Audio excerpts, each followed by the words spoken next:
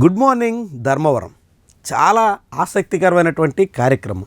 ఒక ఎమ్మెల్యే నిత్యం జనాల్లో ఉంటూ ప్రజల సమస్యలు తెలుసుకుంటూ ప్రజా సమస్యల మీద స్పందిస్తూ నిర్వహించినటువంటి కార్యక్రమం రెండు తెలుగు రాష్ట్రాల్లోనూ చాలా కాలం పాటు హాట్ టాపిక్ అయింది. చాలామందిని ఆకర్షించింది. ఎమ్మెల్యే అంటే ఎట్టా ఉండాలి అనే అభిప్రాయాన్ని చాలామంది సోషల్ మీడియాలో వ్యక్తం చేసే పరిస్థితి కూడా వచ్చింది.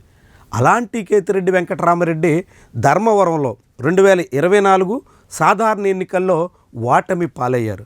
రాష్ట్ర వ్యాప్తంగా వీచిన వేవ్లో చాలా తక్కువ మెజార్టీతోనే ఆయన మాజీ ఎమ్మెల్యే అయిపోయారు. ఆ తర్వాత ఆయన పలుమార్లు గుడ్ మార్నింగ్ ధర్మవరం వంటి కార్యక్రమాలు నిర్వహించిన జనం తనని హర్షించలేదు, తనను ఆదరించలేదు అంటూ వాపోయారు. అలా ప్రజల మధ్య ప్రజల కోసం పనిచేస్తూ ప్రజా సమస్యల మీద కదిలినటువంటి తనలాంటి వాళ్ళకు కూడా జనం ఓటేయలేదంటే ప్రజలు ఏ రీతిని ఆలోచిస్తున్నారో అర్థమవుతోంది అన్నట్టుగా చెప్పుకొచ్చారు. అలాంటి కేతిరెడ్డి వెంకటరామరెడ్డి ఇప్పుడు ఏడాదిన్నర తిరిగే లోపులోనే మళ్ళీ గుడ్ మార్నింగ్ ఆలోచన చేస్తున్నారు.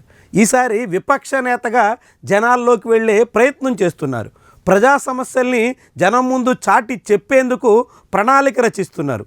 ప్రజా సమస్యల విషయంలో ఈ ప్రభుత్వ నిర్లక్ష్యాన్ని వాడల స్వయంగా సందర్శించి చాటి చెప్పాలని యత్నిస్తున్నారు. చాలా ఆసక్తికరమైనటువంటి విషయం.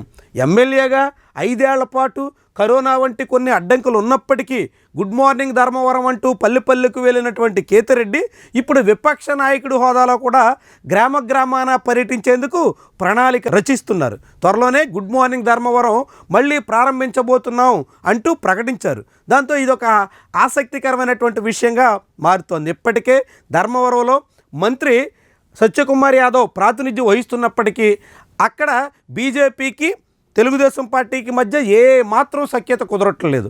మధ్యలో జనసేనతో కొంత సత్యకుమార్ సంబంధాలు కాసింత మెరుగ్గా కనిపిస్తున్న తెలుగుదేశం పార్టీ నేతలతో మాత్రం ఏ మాత్రం సవ్యంగా లేవు.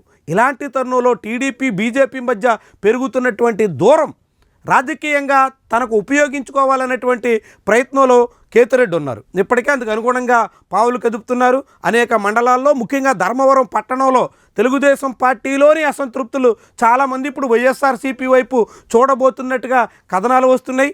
ఈ తరుణంలో గ్రౌండ్లోకి దిగి గుడ్ మార్నింగ్ ధర్మవరం ద్వారా మళ్ళీ సామాన్య ప్రజల్ని ఆకట్టుకునే ప్రయత్నానికి కేతిరెడ్డి పూనుకుంటే మాత్రం అదొక రాజకీయంగా ఆసక్తికరమైనటువంటి కార్యక్రమం అవుతుంది.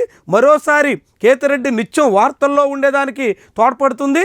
అదే సమయంలో ప్రత్యర్థి సత్యకుమార్కి మంత్రికే అనేక రకాల సమస్యలు తెచ్చిపెట్టే అంశంగా కూడా మారబోతోంది.